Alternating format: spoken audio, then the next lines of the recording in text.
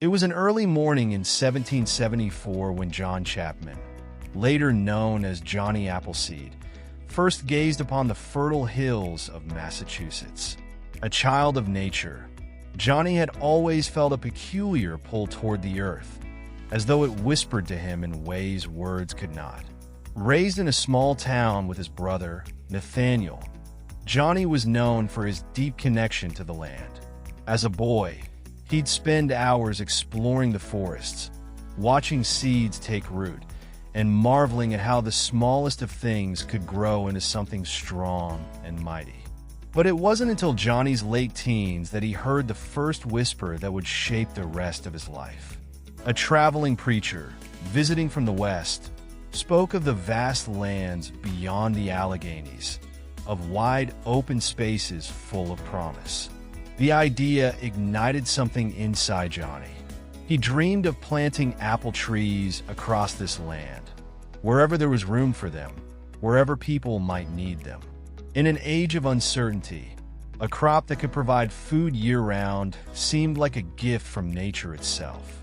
One crisp morning, after a quiet conversation with his family, Johnny packed a small satchel of belongings, said goodbye to his childhood home, and set out on a journey that would change the world. His first stop was Pennsylvania, where he hoped to find fertile ground and a few willing hearts to share his dream.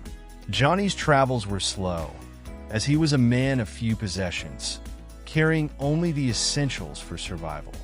He walked through small towns, along rivers and across fields, but his mind was always focused on his ultimate goal, to plant apple trees. In a world that was largely unexplored and often dangerous, Johnny found a sense of purpose in the act of planting. The idea was simple.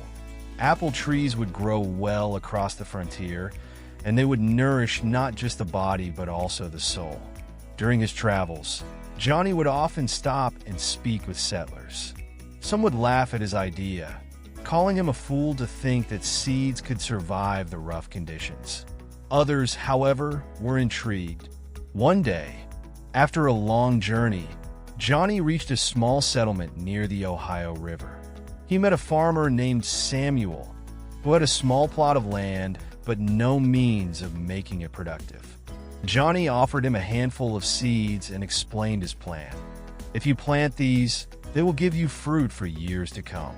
Apples are not just a treat, they're survival. Samuel was skeptical but agreed to give it a try. Together, they planted the first orchard Johnny would ever tend to. He stayed with Samuel for a few weeks, teaching him how to care for the young trees. And by the time Johnny left, a small orchard was beginning to take root. As Johnny moved westward, planting apple trees and building friendships along the way, he began to understand the rhythm of the land. Each stretch of earth was different. Some regions required more water, others more sun. He quickly learned which apple varieties thrived in certain climates and how to nurture the soil to ensure the trees would grow strong. Johnny's reputation began to spread.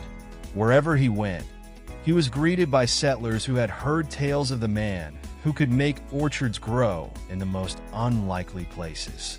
But Johnny's work wasn't just about planting apples. He believed that every tree had a purpose, just like every person. A tree, like a person, needs care, Johnny would say. You must tend to it, give it time to grow, and you will see it bear fruit. His travels often took him through the wilderness, where he would live off the land, hunting small game and gathering herbs. The forests were both his sanctuary and his school, teaching him the wisdom of nature. By now, Johnny had become more than just a man on a mission. He was a symbol of perseverance. He knew that nothing worth having came without effort. Johnny's influence grew, and with it, his understanding of the land deepened. He discovered the many uses of apples. They could be eaten fresh, made into cider, preserved in jams, or used as medicine. As Johnny moved across the frontier, he began to notice that the settlers, many of them struggling to build a life in a new and often harsh land, saw the apple tree as a symbol of hope. One afternoon, Johnny came across a small village that had recently been ravaged by a particularly bad winter. The settlers were hungry, and crops had failed. The villagers were desperate for something to help them get through the coming months. Johnny didn't hesitate. He planted a grove of apple trees in the town square, sharing his knowledge of how to nurture them. He explained that in a few years, the village would have apples to eat and trade, and the trees would serve as a living testament to resilience. It wasn't just the fruit that Johnny gave the people. It was a promise that if they cared for the trees, the land would provide for them in return. Johnny's trees became more than just crops. They were living symbols of hope, of the enduring power of nature, and of a man who believed that patience and persistence would change the course of history. Although Johnny's mission was pure, it was not without hardship. There were moments when the roads seemed endless and the weather unpredictable. Once, during a particularly harsh winter in the Appalachian Mountains, Johnny was caught in a blizzard. He had no shelter, no firewood, and barely enough food to keep him alive. But Johnny was resourceful. He sought refuge in a small cave and huddled close to his pack of apple seeds. He knew that if he survived, the trees would grow. During these difficult times, Johnny learned the true meaning of perseverance. He realized that nature, like the world around him, could be unforgiving.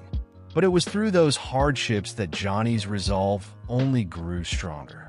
He was determined to continue his journey, even if it meant facing nature's fury head-on. Johnny's travels brought him into contact with many different cultures. He spoke with Native American tribes who had lived on the land for centuries, learning their traditions and sharing his knowledge of the apple trees. He made friends with settlers, farmers, and preachers, all of whom were touched by his kindness and wisdom. In one encounter with a tribe in the Ohio Valley, Johnny was invited to plant apple trees on their land. The tribe had long believed that the apple tree was sacred, and Johnny's arrival was seen as a sign of good fortune. He spent weeks planting trees and teaching the tribe how to care for them. In return, the tribe shared their knowledge of local herbs and plants, teaching Johnny how to better understand the land's natural healing powers. Through these encounters, Johnny learned that his mission was not just about apples, it was about connecting people to the land. He became a bridge between cultures, a messenger of nature's gifts, and a living testament to the power of kindness.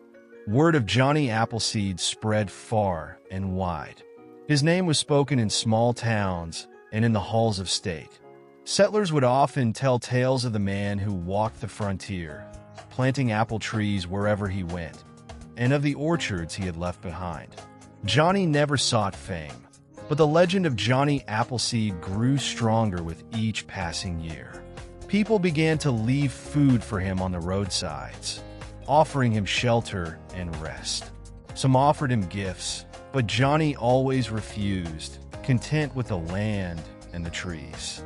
He would accept a kind word or a fresh meal, but he never sought riches.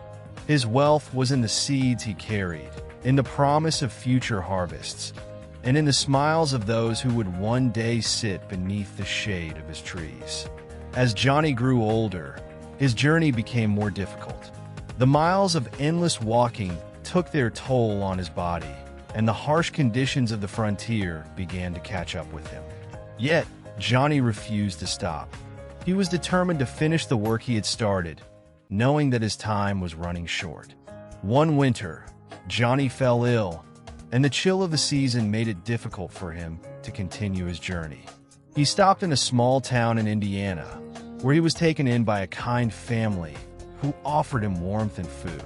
While recovering, Johnny continued to plant seeds, knowing that his work was far from over. Johnny knew his time was coming to an end, but before he passed on, he planted one last orchard in a quiet valley near the banks of the Wabash River. It was here that Johnny felt the most at peace, surrounded by the trees he had spent a lifetime cultivating. As the trees grew, so did the legend of Johnny Appleseed. People would travel from miles around to see the trees he had planted, and stories of his kindness and dedication were passed down from generation to generation. In a sense, Johnny never truly left. His spirit lived on in every orchard, in every apple that fell to the ground, and in every seed that was planted.